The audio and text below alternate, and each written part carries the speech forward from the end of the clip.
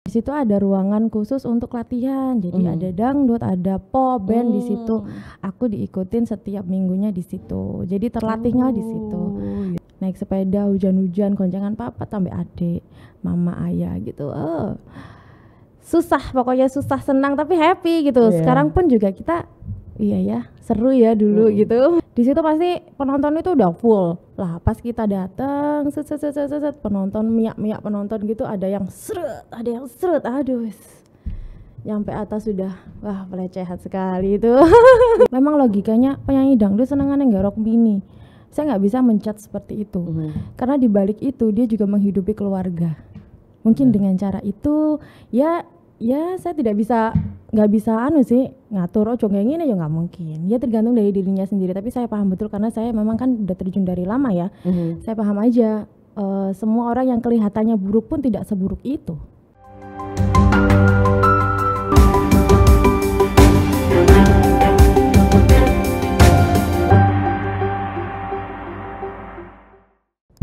Halo Tribuner, selamat datang kembali di podcast Harian Surya dan Tribun Jatim Network di wawancara eksklusif, dan kali ini bersama saya Cindy kedatangan tamu spesial yang sudah menyempatkan untuk hadir di studio kami siang hari ini. Selamat datang untuk Mbak Ayu Arsita.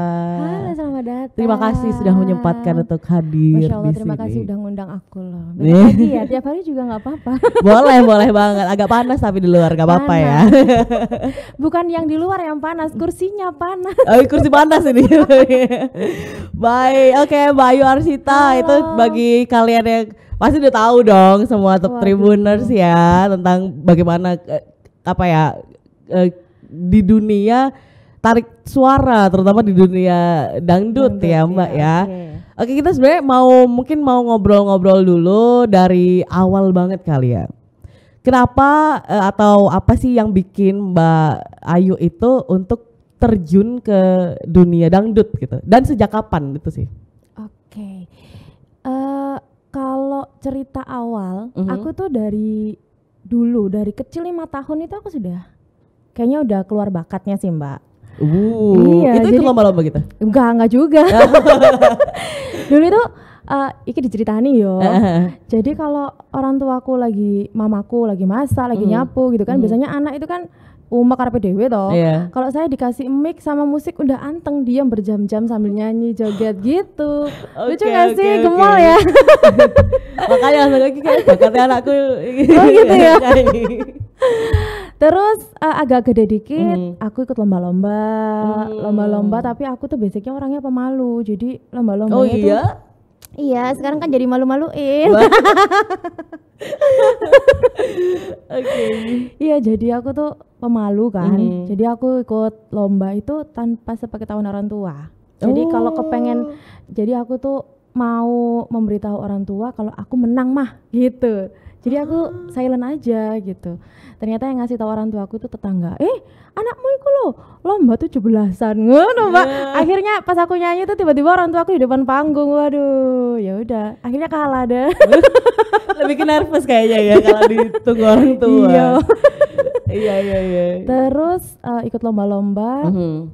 Akhirnya saya kebetulan ayah saya itu kan kerja di perusahaan di Diriarjo, dan di situ ada ruangan khusus untuk latihan. Jadi ada dangdut, ada pop, band di situ. Aku diikutin setiap minggunya di situ. Jadi terlatihnya di situ.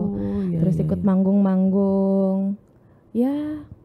Panggung awal gitu. itu berarti yang dapat fee ya Mbak, yang udah dapat bayaran nih.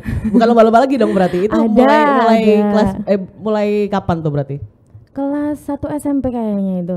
Itu udah. Itu bayaran itu kalau nggak salah 75 kayaknya. 75.000 ya. Banyak iya Mbak. Lumayan kan. 75.000, terus alhamdulillah dilancarkan. Ya jatuh bangun, tapi alhamdulillah tahun 2011 aku lulus SMA, langsung ditarik di New Palapa. Disitulah titik gimana ya, keberhasilan aku mulai terpancar gitu. Iya, semakin naik ya Mbak ya, di situ untuk sih, pengalaman juga. Berarti itu juga mendapat dukungan penuh dong dari orang tua ya setelah itu? Sangat. Sebenarnya tuh kan aku pemalu, jadi yang menggembleng aku tuh ya orang tuaku, siapa lagi? Nyanyi, terus malu, terus meneng. Itu siapa tuh? Makanya dilatih terus ya, dilatih untuk terus, bisa lebih pede. Lebih pede, betul. Pedenya itu yang lebih susah sih. Oh iya benar sih. Tapi sudah terlewat lah masa itu. Alhamdulillah. Sekarang harus melewati masa baru. Oh iya. Baru. Sebelum kita ke masa baru. Oh, iya.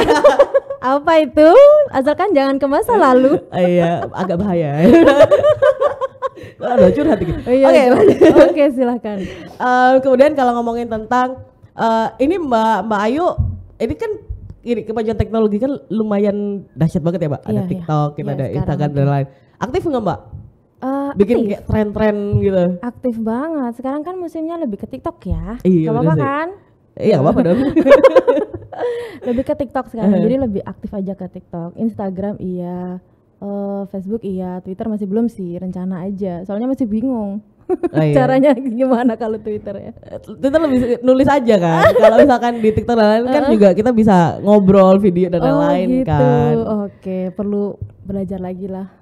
Oh ya. Besok ke rumah ya. Agak jauh Mbak. Skotono. Ngono yo. Oke, nah kalau berarti kan berarti bisa ditotal nggak Mbak berapa tahun Mbak itu berkarir di dunia dangdut? Berapa tahun ya? Berapa tahun? 15 tahunan kayaknya ya. 15 tahunan. Kali ya. 15 tahunan. Nah itu pasti banyak sekali suka dukanya. Waduh, banyak sih. Share dong. Jangan nanti sedih dong kamu. Sudah siap tisu belum? Suka dan sedikit dukanya. Suka dukanya. Ini apa dulu nih? Duka dulu kali ya. Duka dulu boleh. Oke. Kalau duka apa ya? Dukanya itu awal-awal merintis itu memang banyak sekali yang apa ya? Ibaratnya kok ngenyek unik loh. Kan banyak ya. Nyinyir ya. Iya, biasa. Biasa. Lamtur. Ih, penyanyi dangdut. Ih, gitu kan. Sudah ya konotasinya seperti itulah. Oke, jadi selambat laun semakin bertambahnya tahun mungkin aku bisa melewati itu dan aku bisa membuktikan itu. Pernah pada dulu Mbak, ya zamane numpak becak, kalau latihan, kalau nyanyi, naik sepeda hujan-hujan goncengan papa sampai adik, mama, ayah gitu. Susah, pokoknya susah senang tapi happy gitu. Sekarang pun juga kita iya ya, seru ya dulu gitu meskipun waktu ngejalanin sedih tapi ketika dikenang itu sekarang udah mengharukan ya, seneng gitu ya. Terus dukanya kayak lebih ke kekerasan seksual ada kali ya.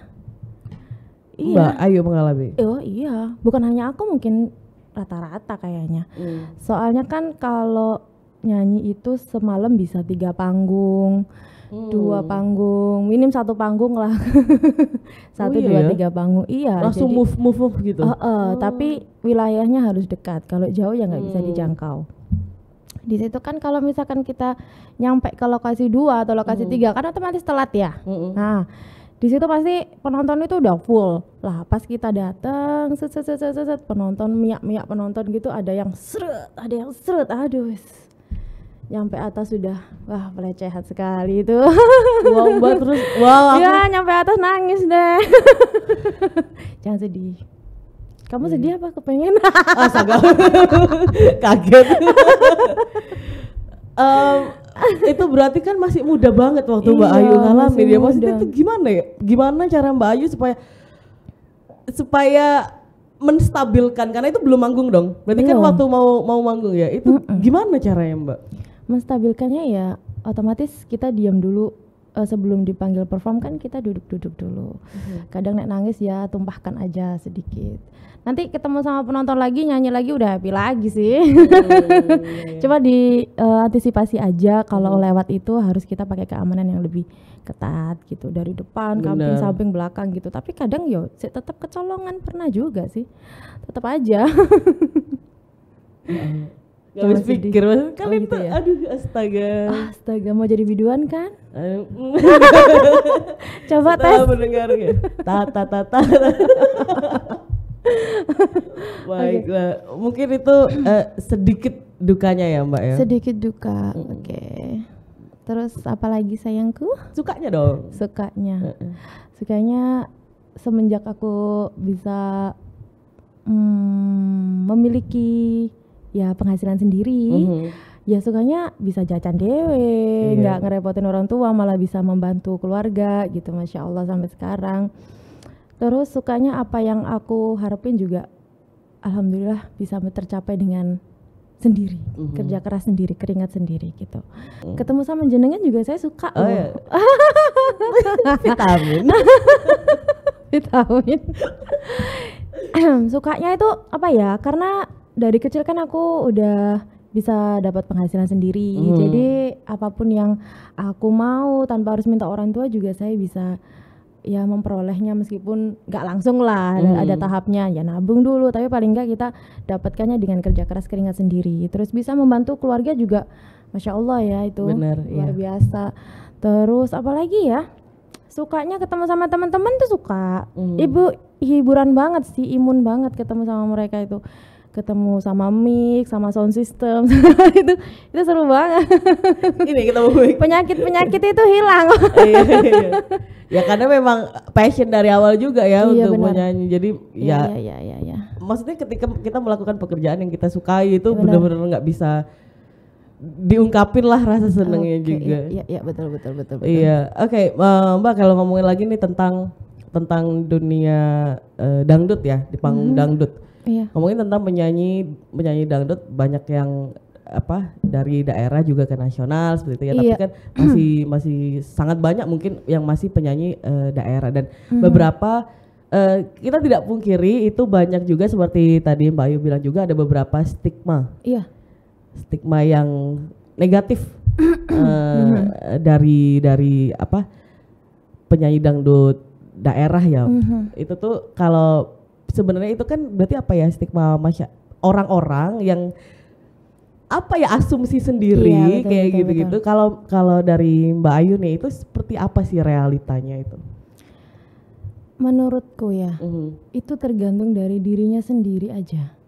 Kalau saya bilang memang logikanya penyanyi dangdut senangannya nggak rock mini, saya nggak bisa mencat seperti itu. Karena di balik itu dia juga menghidupi keluarga.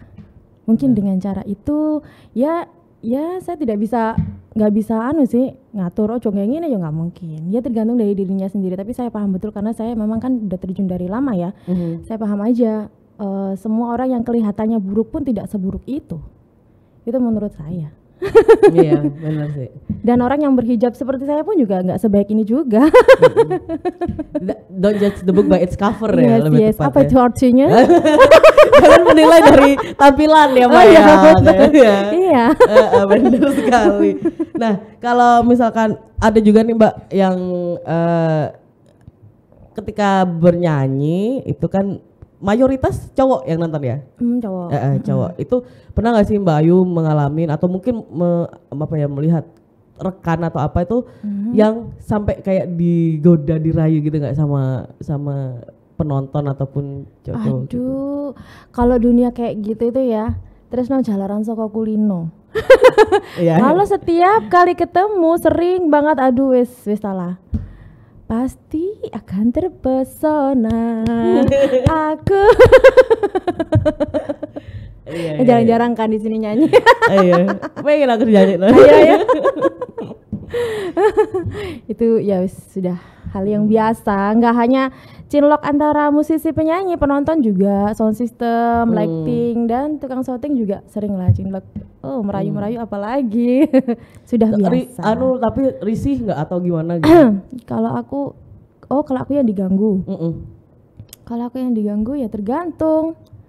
Kalau dulu sih, kalau sekarang kan risih ya. Oh Soalnya iya, udah punya benar. suami. Kalau dulu single ya lihat-lihat yang godain siapa. Pokoknya nggak berlebihan gitu aja kali ya. Iya betul. Yang godain siapa? Berlebihan nggak, orangnya kayak gimana? Oh boleh ganteng gitu. Masih single, bebas Iya, dong ya. bebas dong. Sekarang kan nggak boleh. Iya, nggak bisa. Jangan. Jangan sampai itu tepatnya. Oke, kalau gitu ini deh untuk stigma negatif nih untuk penyanyi dangdut di daerah, supaya tidak supaya stigma itu juga tidak terus menerus lekat. Itu kalau menurut Mbak Ayu sendiri untuk penyanyi ataupun untuk kemajuan dunia musik dangdut daerah itu, harapannya itu seperti apa dari Mbak Ayu? Harapan aku jujur sih dulu ya, kita flashback dulu ya. Kalau dulu sebenarnya aku waktu kecil memang nggak suka dangdut sih, karena aku lebih suka pop, karena aku ngerasa kalau dangdut itu dangdut kayak gini ya, kayak gitu loh Mbak. Bisa ngerti kan maksud saya? Iya. Sekarang lebih luar biasa, lebih elegan, lebih ambiar, lebih bisa diterima masyarakat. Kita juga paling sering dengerin lagu dangdut sekarang. Jadi Masya Allah luar biasa, penyanyi-penyanyi juga regenerasi kan, dari yang dulu seperti ini sekarang jadi yang lebih muda lagi, yang lebih cantik, yang lebih bagus, suaranya juga masih banyak gitu loh. Ya anggun-anggun semuanya, baju-bajunya juga bagus-bagus, lebih terkonsep dengan rapi, kayak gitu bagus-bagus sih. Oke. Dan itu kalau lagu-lagu yang bahkan lirik-lirik daerah pun juga kayaknya nasional udah sangat menikmati kan. Kadang kita lihat meskipun kayak di komen-komen tuh di komen YouTube kan, kayak meskipun tidak tahu artinya. Tetap dengerin aja bagus. Tapi gitu. Enak kan? Enak memang ya, salah nih gak ngerti artinya. Banyak sih, nggak hanya di Jawa Timur, bahasa Jawa nggak kan, di Sunda juga. Iya benar. Runta, Mi Dua Cinta itu ada Kare Bebek juga, itu dari mana ya? Kepulauan mana? Ya udah deh. Daripada salah nanti kan. Benar sekali. Itu juga. Iya, pokoknya maju terus lah ya untuk dunia dangdut juga, bahasa-bahasa daerah, nggak hanya di Jawa, semua bahasa daerah, dangdut daerah semakin maju ke kancah nasional. Maju tak gentar. Nah itu tadi nih guys, itu adalah pembahasan kita tentang panggung dangdutnya Mbak Ayu Arsita. Iya. Nah, sekarang itu kita akan membahas tentang transisi nih dari panggung dangdut ke panggung politik. Waduh, mulai panas ya? Mulai panas. Sumbu ya. Sumbu ya. Baik, nah ini pertanyaan mendasar dulu ya Mbak. Boleh. Apa yang membuat Mbak Ayu memutuskan untuk terjun ke dunia politik? Dukungan keluarga. Itu poin penting. Tapi kalau dulu memang aku ada cita-cita. Ini jujur ya. SD apa SMP? Aku pernah berimpian itu gini. Kalau dulu kan cuma ada televisi, radio gitu aja. Sekarang kan udah beda ya teknologinya. Jadi dulu itu aku cuma lihat pejabat-pejabat, presiden, wali kota, gubernur dan sebagainya itu di televisi. Enak ya, orang-orang pejabat itu bisa merangkul masyarakat, bisa menolong mereka semuanya yang kurang mampu gitu loh. Ini zaman masa kecil sih aku ngomong kayak gitu. Udah akhirnya aku nyanyi, aku hilang lah. Ternyata waktu menikah aku kenal lah dengan sosok. Kok kenal sih, salah. Jadi alhamdulillah aku menikah dengan suami saya tahun 2018. Aku berada di keluarga yang luar biasa, agamanya luar biasa, akhlaknya luar biasa. Masya Allah, semuanya pelajaran itu saya dapatkan di sini. Terutama untuk kakak saya yang sekarang lagi menjabat sebagai wakil ketua DPRD Kota Surabaya, Ibu Hajah Laila Mufidah, itu kakak ipar saya. Kakak pertama. Beliau yang beliau yang mensupport saya betul-betul sih kalau untuk masalah terjun di politik. Awalnya itu waktu pembukaan, ini nggak apa-apa ya cerita ya? Nggak apa-apa dong. Panjang loh. Kita ada 15 jam. Oh 15 jam ya? Ya Allah, waktunya buka dong. Waktu pembukaan pendaftaran bacalek, aku ditawari suamiku, nyala kok, wah, opo wae, 3 kali itu, 3 kali nyala kok. Wedi aku. Terus jadi nggak yang langsung dari awal langsung enggak gitu ya, Bu? enggak mending sama yang aja nyalek, aku tak mendukungmu dari belakang. Aku gitu. Terus yang ketiga, loh gak apa-apa nyalek kok gitu. Saya bimbang. Nah, waktu beberapa hari aku main lah ke rumah kakakku tadi, Mbak, ada ini loh pendaftaran bacalek loh, saman masuk melok daftar gitu. Nah itu, iya toh Mbak, ayo wis, ayo gitu. Entah kenapa Allah itu menggerakkan hati saya, mulut saya dan kaki saya untuk melangkah ke dunia padahal politik. Sebelumnya bimbang gitu kan, tapi waktu itu langsung kayak ayo udah. Iya, gitu. karena saya bimbangnya itu bukan takut karena gimana-gimana, cuman saya siapa sih aku ngono loh. Aku itu siapa gitu, maksudnya aku sadar diri gimana aku gitu waktu itu. Tapi ternyata waktu karena sebelum aku diajak memang aku udah ikut beberapa organisasi sih di PKB. Jadi waktu Covid ya terhitung baru sih memang, tapi waktu Covid tahun kedua itu aku dimasukkan di Perempuan Bangsa Kota Surabaya. Nah, terus yang kedua di pengurus Jatim di DPW juga di situ. Jadi banyak pembelajaran yang saya dapat di situ. Akhirnya saya membuat oke lah, saya mau terjun. Bismillah. Oke. Tribuners, ini sebelum kita lanjut ya ke transisi nih, apa yang keputusan seperti apa nanti akan Mbak Ayu itu ke depannya di dunia politik. Stay tune terus karena kita akan bahas itu lebih lanjut di episode kedua.